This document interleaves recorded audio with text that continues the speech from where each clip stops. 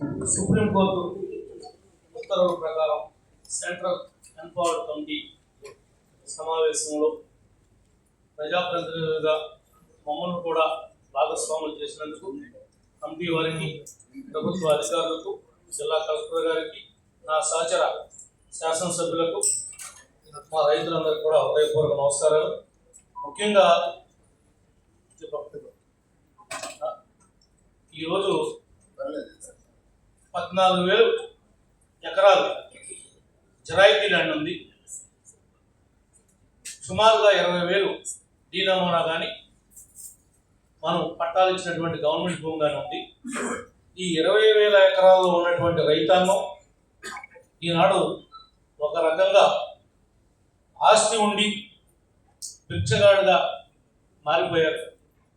ఈ ప్రభుత్వం అనేక పర్యాయాలు కాంటూరు పరిధిని తగ్గిస్తామని, మీకు న్యాయం చేస్తామని మేము హామీలు ఇవ్వడమే తప్ప ఏ రకమైనటువంటి అభివృద్ధి జరగలేదు. क्या बोलना चाहता है कि 14,000 and 20,000 नियरली 20,000 ऑफ डी पट्टा और जिरायती लैंड है, जमीन है वहाँ का हाल ये है कि सारे लोगों का वहाँ पर लैंड है, लेकिन लैंड का जो हम खेती बाड़ी करते हैं, सब करते हैं, वो इतना मजा नहीं ले पा रहा है. मतलब जैसे लैंड से वो पूरा रिसोर्सेस आते हैं उन लोगों को, यहाँ पे वो एक्सरसाइज नहीं हो रहा है. So they are mere reduced into labourers. इसके वजह से माइग्रेशन हो जा रहा है. वहाँ पे मिटिगेशन नहीं है, लेकिन माइग्रेशन तो ज्यादा है. लेबरर्स बन चुके हैं वो वहाँ पर. ओ ఒక ఈ విషయాలన్నింటినీ ఈరోజు సుప్రీంకోర్టు దృష్టికి తీసుకెళ్ళడం, సుప్రీంకోర్టు ఒక కమిటీని కాన్స్టిట్యూట్ చేయడం, ఇది కొల్లేరుకి ఒక గతిని, స్థితిని మార్చడానికి ఉపయోగపడుతుందని మేము పూర్తిగా విశ్వసిస్తాం. So, वो क्या बोलना चाहते हैं कि अभी आप कमिटी आए हैं, so we fully trust in you and you are our last resort and a beacon of hope. We hope you will uplift our communities. And when my father was talking over there, I just got the information from a person over there. So वो बोलना चाहते हैं कि sir dowry दिए गए. Dowry is not allowed, but they give a gift to the daughter. It's so called in the terminology. And most of the marriages are failed because the dowry is not insignificant. It became insignificant. The gift is not. Yeah, the gift is not. Yeah, not dowry. The gift became insignificant. Yeah, they call it as passport, but it became insignificant. Sir, ఇంకా దీనికి 49 ఇన్ఫాలింగ్ drains ఉన్నాయి sir ఈ లేక్లో. ఈ forest department, environment, forest అని చెప్పి ఈ department యొక్క ఆంక్షలు ప్రజల్ని ఇబ్బంది పెట్టడానికే ఈ ఫారెస్ట్ డిపార్ట్మెంట్ ఉన్నట్టుగా ఉంది తప్ప ప్రజలకి ఏ రకమైనటువంటి మేలు ఈ ఫారెస్ట్ డిపార్ట్మెంట్ నుంచి జరగట్లేదు సార్. మీ కమిటీ దృష్టికి తీసుకొస్తా ఉన్నా. ప్రిన్సిపల్ సెక్రటరీ గారు కూడా వింటారు, ఆయన కూడా పర్సనల్గా కూడా కలిశాను. So yesterday we have seen all the roads over this. Forest department, unka obsolete restrictions. I don't know whether they are also aware of the restrictions or not, but the locals feel that the restrictions are just binging them not to do any other work. Like when you have to lay a road, it's a mere small engineering work, a gravel and the stuff, and you're not allowing that. And the desilting of the drains, it's not getting properly. There are 49 drains as per we said, so they are not getting desilted. These are the restrictions imposed by the forest department. So, for example, నేను 2014-19 Chandrur constituency MLA. అప్పుడు central government నుంచి రూ urban కింద eco tourism develop చేయడానికి 3 crores forest department ఈ టూరిజంకి sanction చేయించారు 2014-19. Still today implement చేయలేదు. ఈ రోజు కూడా నేను ప్రిన్సిపల్ సెక్రటరీ గారిని కలిశాను, పిసిసిఎఫ్ గారిని పర్సనల్గా 2 times విజిట్ చేశాను, మా కలెక్టర్ గారితో లెటర్ రాయించాను, టెండర్స్ పిలిపించాను. టెండర్స్ పిలిపిస్తే ఫారెస్ట్ డిపార్ట్మెంట్ వాళ్ళు ఆ ఇంజనీరింగ్ డిపార్ట్మెంట్కి మీ మీద ఎందుకు క్రిమినల్ కేసు పెట్టకూడదని చెప్పి వాళ్ళని థ్రెటన్ చేస్తే పిలిచినటువంటి టెండర్స్ని క్యాన్సిల్ చేశారు. ఇప్పుడు మాన్సూన్స్ వచ్చేసి ఇవాళ పని చేయాలంటే కష్టం. 3 కోట్ల రూపాయలు అక్కడ టూరిజం డెవలప్ చేయడానికి సెంట్రల్ గవర్నమెంట్ ఇచ్చినటువంటి ఫండ్స్ని మన లేక్లో ఖర్చు పెడతానంటే కూడా ఈ రూల్స్ ఎందుకు అడ్డం వస్తున్నాయి? ఆ రూల్స్లో ఏమి మేము మిస్టేక్ చేస్తున్నాం? దాంట్లో మా తప్పు నేచర్ని ఏమన్నా డిస్టర్బ్ చేస్తున్నామా? మమ్మల్ని ఎందుకు చిన్నపిల్లలాగా తిప్పుతున్నారు?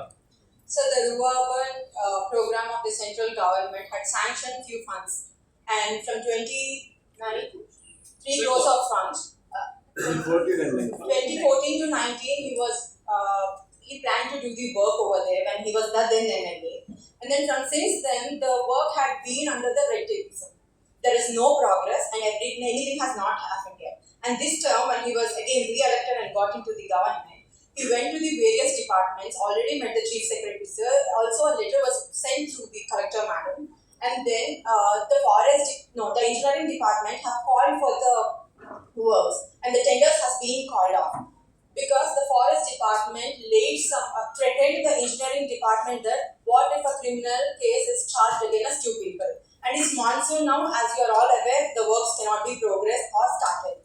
So what's the restriction of forest department? Because it's under the urban mission. If there are any such restrictions, the restrictions have to be eco-friendly too. Last point sir, ఈ వెట్లాండ్ ఇప్పటి వరకు